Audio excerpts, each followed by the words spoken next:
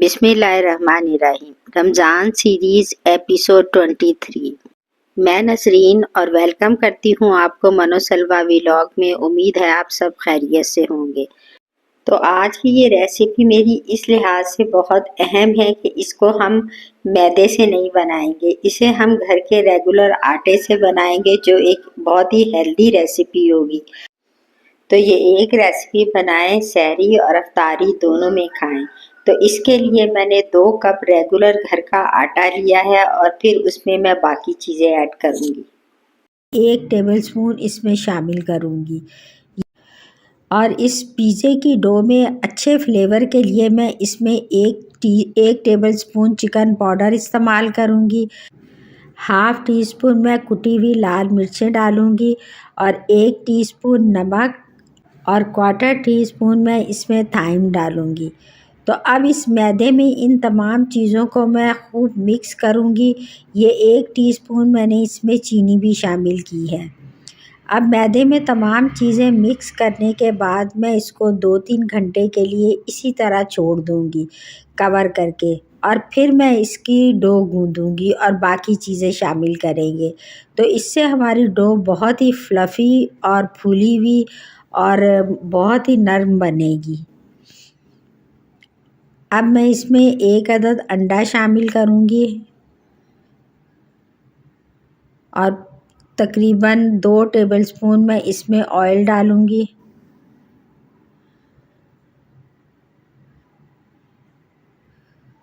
और ये पौना कप दूध का है वो मैं इसमें शामिल कर दूंगी। अगर ज़रूरत होगी तो हम थोड़ा सा पानी इस्तेमाल कर लेंगे, वरना ये इतना ही काफ़ी है। अब इन तमाम चीज़ों को अच्छी तरह पहले मिक्स करेंगे और फिर इसकी एक सॉफ्ट सी डो गूंदेंगे।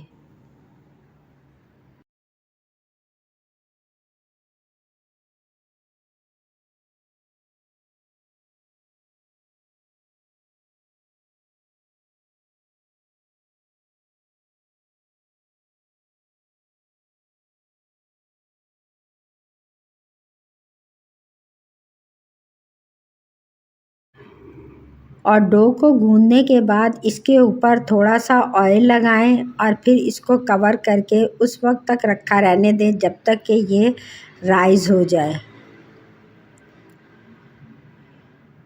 अब इसको किसी गर्म जगह पे रखेंगे ताकि ये जल्दी से राइज़ हो जाए। अब ये मैंने 3 से 4 घंटे के बाद ये कवर हटाया है, तो डो हमारी काफ़ी हद तक फूली हुई है, जिस तरह की हमें चाहिए। तो इसको मैं हल्के से ऑयल लगा के दोबारा एक दफ़ा इसको खूब मस लूँगी ताकि ये एक सॉफ्ट पेड़े की शक्ल इख्तियार कर ले। अगर तो ज़रा सी भी रेसिपी अच्छी लग रही हो तो चैनल पे नए हो तो चैनल को सब्सक्राइब कर लें। रेसिपी पसंद आए तो लाइक, शेयर और कमेंट करना बिल्कुल मत भूलें। आप लोगों का बहुत शुक्रिया। बाज़ औक़ात ऐसा होता है कि हम डो बना लेते हैं और फिर हमें टाइम नहीं मिलता कि रेसिपी कंप्लीट करें। तो ये डो आप ऑयल लगा के फ्रिज में रख दें और अगले दिन आप बनाएंगे तो आपकी डो इससे भी ज़्यादा सॉफ्ट और फूली हुई होगी और लाइट वेट पिज़्ज़े बनेंगे। 2 कप मैदे से मैंने डो बनाई थी और उससे मैं 8 पिज़्ज़े बनाऊंगी। और इसके लिए चिकन भी मैंने पहले से नमक और काली मिर्च डाल के बॉईल करके श्रेड करके रख दी थी, क्योंकि बाज़ औक़ात बच्चों को वो बोटियाँ पसंद नहीं आती तो वो निकाल निकाल के खाते हैं। पिज़्ज़ा सॉस भी मैं एक ही दफ़ा बना के बहुत सारी रख लेती हूँ, तो उसमें मैं वीडियो का लिंक डिस्क्रिप्शन में लगा दूँगी, तो आप ज़रूर उसको देखिएगा। तो उसमें आपको वाइट सॉस, पिज़्ज़ा सॉस और बहुत सारी रेसिपी मिलेंगी। अगर आपने बहुत सारे पिज़्ज़े बनाने हैं और आपके पास चीज़ कम है तो आप उस रेसिपी से वाइट सॉस बनाएं और पिज़्ज़ों के ऊपर डाल दें। यकीन माने पता ही नहीं चलेगा कि इसमें चीज़ बहुत कम है। अब ये पिज़्ज़ा प्लेट में 7 पिज़्ज़ों की गुंजाइश थी, तो मैंने उस हिसाब से 7 पिज़्ज़े छोटे साइज़ के बना लिए हैं। और ये एक पिज़्ज़ा भी बच्चे खाएंगे तो उनका पेट भर जाएगा, क्योंकि डो मैंने थोड़ी सी मोटी रखी है। और ये इतनी ज़बरदस्त फूलेगी और इतनी लाइट वेट होगी कि और टेस्ट तो इसमें मौजूद ही है। अब तमाम पिज़्ज़ों पे मैं रेड सॉस लगाऊंगी। ये आप एक बड़ा पिज़्ज़ा भी बना सकते हैं इसी तरीके से, क्योंकि आज मुझे मिनी पिज़्ज़े बनाने थे इसलिए मैंने छोटे पिज़्ज़े बनाए हैं। तो तमाम पिज़्ज़ों पे पिज़्ज़ा सॉस लगाने के बाद फिर हम इसके ऊपर चिकन डालेंगे। ये वो चिकन है जिसमें मैंने 2-3 बोटियां लेके इसके बारीक रेशे कर लिए हैं। इनको मैंने नमक और काली मिर्च और सोया सॉस डाल के बॉईल कर लिया था। तो है ना लो बजट रेसिपी। अब इसी तरह तमाम पिज़्ज़ों पे चिकन बराबर लगा के इससे बच्चों को पता ही नहीं चलेगा कि इसमें चिकन अलग से बोटियां लगी हुई हैं।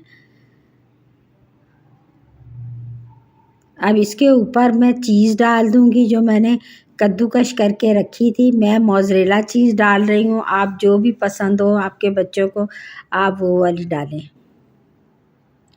और इन पिज़्ज़ों को मैं चूल्हे के ऊपर देगची में बेक करूँगी।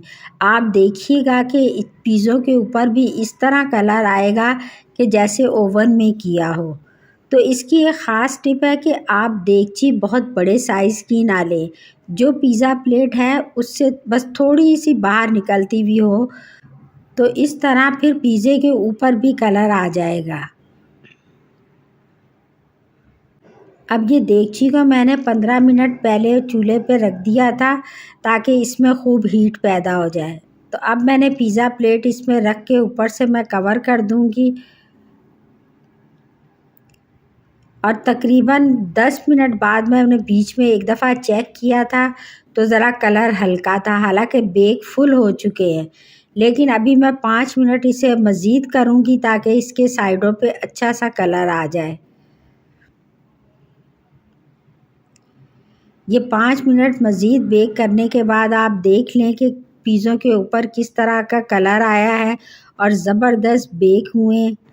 तो ये बेकिंग का बहुत ही आसान तरीका है और इसे हर कोई आसानी से कर लेगा।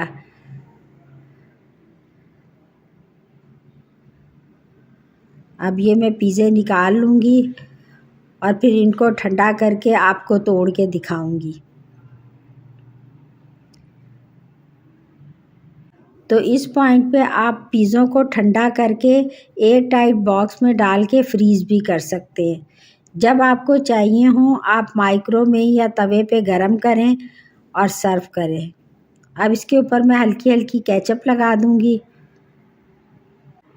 और मुझे उम्मीद है कि ये रेसिपी आपके बच्चों को बहुत पसंद आएगी, बल्कि बड़ों को भी बहुत पसंद आएगी। तो आप इस रेसिपी से एक दफ़ा पिज़्ज़े बनाएं और फिर मुझे कमेंट में ज़रूर बताइएगा कि आपके पिज़्ज़े कैसे बने। अब ये एक पिज़्ज़ा मैं आपको तोड़ के दिखाऊंगी। ज़बरदस्त सॉफ्ट मुलायम और टेस्टफुल पिज़्ज़े। चलें तो रेसिपी अगर पसंद आए तो नसरीन को दुआओं में याद रखिएगा और अपना बहुत सा ख्याल। मिलते हैं रमज़ान सीरीज़ 24 में। अल्लाह हाफिज़।